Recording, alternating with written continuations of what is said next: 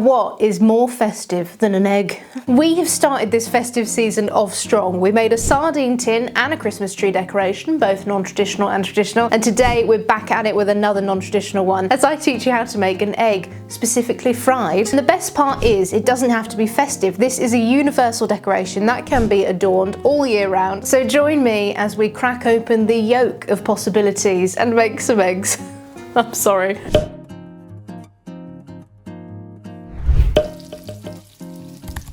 So first of all, you may notice that I am in a different location. I am staying at the home of a family member because we have a Christmas party tomorrow. But I'm doing this today because this is actually really simple and easy. And if you're new to sewing or you haven't made any decorations before, I think a fried egg is a wonderful place to start. But before we do, the obligatory disclaimer, I use a mixture of very professional and incredibly unprofessional methods when making anything. If you see something here today that works for you, that's brilliant. But if you see something that you just can't stand, that's completely fine. This is just how I make mine in a very chaotic manner. So we'll get started. Now, an egg shape is really easy. You can essentially make any wibbly wobbly white splodge and have it be an egg. So please don't feel like you have to do this, but if you are struggling with an egg shape, I have made a PDF that is available on Etsy. I made this Etsy long before I started this channel. There's not a lot on there at all, but one of the things listed is a fried egg, so I will link it down below if you are struggling, but please do not feel like you need to. An egg is quite a simple shape. It's only if you're struggling with it. I've already done the work and made the pattern, so I'm going to use that.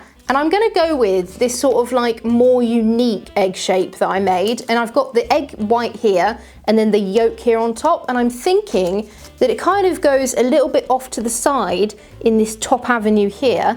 And then the only other piece that I've got is a little shiny bit so that we can kind of make it look like it's got a little sheen on it, if that makes any sense. And all I've got for this is I bought, I emergency taped and bought a stash of beads. If you have been here before, you may know that I'm a bit obsessed with embellishing and can go heavily overboard. So I bought some to decorate it with, just a selection of white, yellow and blue. And for the egg white, to keep it fun, like an actual decoration would be, I've got this lovely white sparkly felt. So this is sparkle glitter on one side and felt on the other. It gives it a lovely bit of rigidity. It's great to use for a decoration and you get this lovely sparkle finish, which is absolutely what I got it for. So that's going to be my egg white.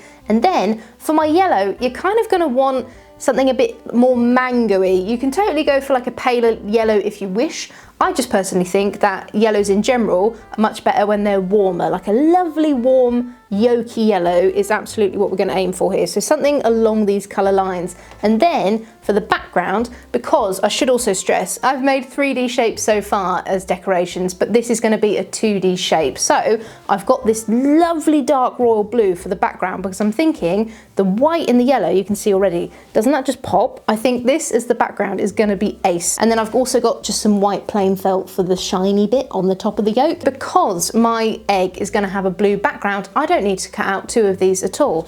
I'm just going to use this shape that I've got here and draw it out once. I don't need to draw it out twice. All I'm going to do is trace the shape, and the beautiful thing about felt of any kind is that you can cut straight on the line that you draw. You don't need a gap or anything. So I'm just going to bring it up to the edge as much as I can, not to waste anything. I think this egg shape is really good as well because it kind of looks like more of a realistic egg, but you can literally just draw like a curvy wonky dollop and then put a circle in the center. You know how I said like this can be all year round? Well, it truly can. I have my egg hanging on my kitchen door because that's the food room, so it needs a food hanging, that kind of thing. And I usually keep the hangings that I make up all year round. I just think they're a lovely thing to have. And if you're putting a lot of effort into them and you're not making them Christmas specific, you can really go to town and keep them up all year. This one actually was a gift from me. This is a rendition on Patchy the Scarecrow. For context, this is my mother's Christmas tree and she loved Patchy so much she wanted a bauble of him. So I made a Patchy decoration. I've cut out my egg base and I'm now going to move on to my yolk. I'm going to get my yolk shape, and once again I'm just going to draw, get my bloody hair out of the way, I'm just going to draw around my shape just like that. And now I've got my circle. I'm going to do the same thing, cut it out again. So try and get it as smooth as you can as you go around. And if you get any of those little pointy bits that you do sometimes when you're trying to cut a circle, just cut them off as you go, because the important thing is that it's kind of wibbly wobbly. So I've got my little yolk here, and then I've got my egg. So I'm gonna just place that, I think kind of there, and I want that to kind of just sit like that. Something like that is gonna look really nice. And now I'm gonna get the shiny bit of white, and for that I'm just gonna get some normal white, not sparkly. And when you're cutting out felt, you can usually tell that it's the back by a sticker. There should usually be a sticker on the back of the fabric, so that's the side that you draw on. So my little sheen is a bit fiddly, but I'm just going to go around the edge and hold it down with my nail best I can, and then I'm going to put it on my egg like that. And it's as simple as how much that elevates the shape, if you see what I'm saying. It just gives it like a lovely, put it here because I don't think the focus is auto. It gives it a lovely little sheen, if you can see. Before we attach it to our background, we're going to decorate it so that none of those seams and stitches come through, and we keep them nicely hidden away. And for that, I get to bring out my lovely little stash of beads and buttons. I have to say, I packaged these up for travel really well. And it's really hard to get into. The worst thing will be is if I finally get it open and just spill them everywhere. That would be amazing. There we go. Okay, so for context, here is one I made earlier to test if this would work well enough. And I've got about halfway through with my embellishing, and that is what we're gonna do next. It's the best part of any decoration making. I absolutely love it. Sorry, there's dogs here, by the way. If you can hear them, I do apologise. I'll show you them, they're really cute. But I have been known to go incredibly overboard with my embellishing, and I don't let anything stop me. And by the time I'm done, there's often no pattern left because I've just covered it in beads and glitter. But I love doing that because it just adds such a layer of texture, which is what I truly love. I've used my embellishments to stitch the yoke onto the front. Two birds, one stone. You don't just get a naked stitch, it gets covered in something lovely as well. I've done about half of the white, so I'm just going to keep going with that. It's all about now perusing what you've got and just going for it. You can even get like little black tiny beads as little pepper flakes, or little red ones as chili flakes, or tiny little leaves and adorn it. You could go absolutely nuts like I did with my eggs and avocado on toast. But we're just going to keep it simple, and I'm just going to go with some little white bits that can just accentuate it a little bit. I don't know if you get this, sometimes the thought of an egg makes me physically sick. Like if I think about an egg, I recoil, except for like one day of the year where I want egg and soldiers, and then I can think about nothing else until I've had it. Do you know what I mean? So I'm literally just going in with the beads that I like the look of in the moment, and kind of spacing them out so that we don't get like a repetitive line or pattern. I think I spent about 3 hours yesterday picking out this selection of beads. It's one of my favourite things to do because at home I have 2 giant troughs of beads. And there's nothing better of an evening than sitting with a torch on, literally with a torch on, going through and hand selecting which beads I want to use. I do find it incredibly relaxing and therapeutic, and also that may be seen as a bit sad. While I'm sewing as well, if you fancy a chat, I'm gonna show you the dogs that are currently in the room that are very interested in what we're doing this evening. We've got Zig, who I'll be honest is my least favourite, but he has a head that's too small for his body, big blue eyes, and he has teeth that stick out like this. The Zig was a rescue. We do tend to rescue a lot of creatures, and he looks a bit like a gremlin. And then we've got Penny. She is a golden Labrador, absolutely in her prime time. And then we've got Jupiter. She is a chocolate Labrador. She's a very unique lady. I once found her, genuinely, this is 100% true, lining up all of her tennis balls in a row. The last lovely boy is Bertie. He's a rescue as well. He's a black Labrador, so that's right. We've got the set, the Nintendogs triple, I like to call it. It was the dream growing up on Nintendogs to have one of every colour, but we've got a black, a blonde and a brown. But Bertie is a rescue. He's gorgeous. That is the entourage we have this evening, who are in the room right now staring at me. I've gone all the way around my egg with some lovely little beads and buttons. Now that we've embellished our egg, we get to add it to our blue background, and the way that we're going to do that is, it's kind of as simple as, I'm going to lay my egg down here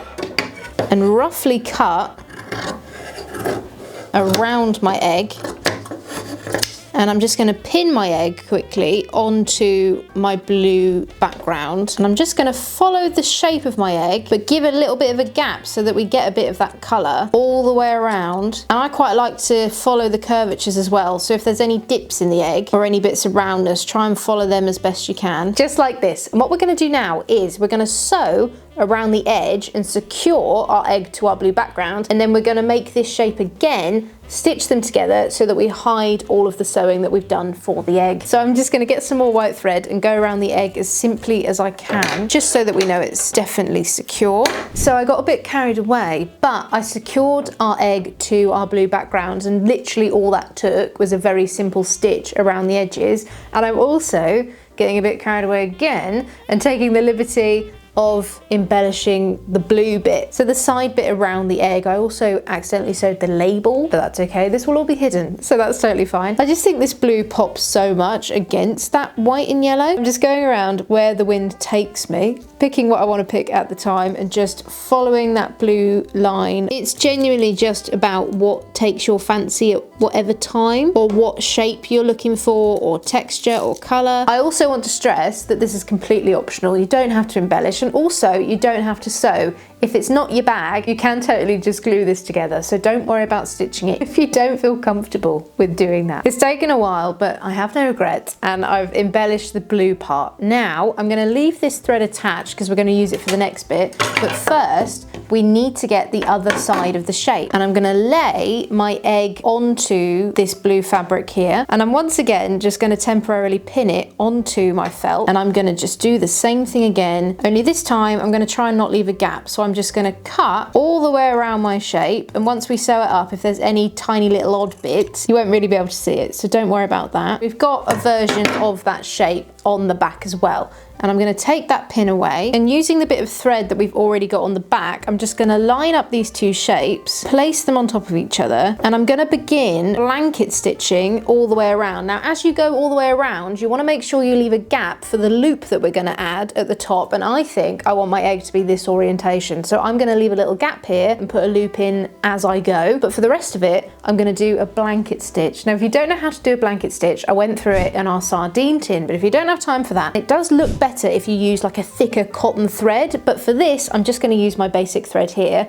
and I'm just going to go around doing a nice blanket stitch. So I'm just bringing my needle through for this blanket stitch like this, and when the knot gets really small, I'm going to send my needle back through that loop that I've made and bring it across. So once again, bringing my needle through like this, and once this loop gets really small, I'm going to bring my needle through it, and just like that, go all the way around my egg. Okay, so I have reached an impasse. I've sewn all the way around, but I've got this bit at the top here open, and that is for our hanging bit so that it can stick on our tree. And for that, I've just got a bit of wool that I've been using for Ramona's hair actually. I brought her with me because she's been cleared for connection. So I'm now gonna put her together and send her off to her new owner. But I've got her hair here, and I'm gonna use a little bit of that for my loop. So I've just got a bit of thread where the loop is connected at the top here and it's loose at the bottom. And I'm just gonna tie a knot in that loose bit, and then I'm gonna get my egg and I'm gonna put my loose bit into my egg like so. I'm gonna sew that loop in place so that it can hang nicely on a tree or a door handle throughout the rest of the year. All I'm doing is just holding it with my fingers in place as I creep up with my blanket stitch and get closer to it. And now I'm here, I'm just gonna really make sure that I'm going through the string, preferably if you can, just go through that knot that you've made, just so we definitely know that it's not coming apart. And I'm gonna go around it a couple of times, give it a yank and a test. That's not coming out, we've done pretty well there. Okay, and there we go, she is finished. Our egg is looking bejazzled and beautiful. I hope you found this easy to follow, and if you aren't a sewer, like I say, you can just stick this all on, have fun with it, let your mind run free, and know, safe in the knowledge that you've made something that can be up all year. So don't worry about putting your effort into something that you're only going to see for 1 month. This bad boy can be up all year round. She's evergreen.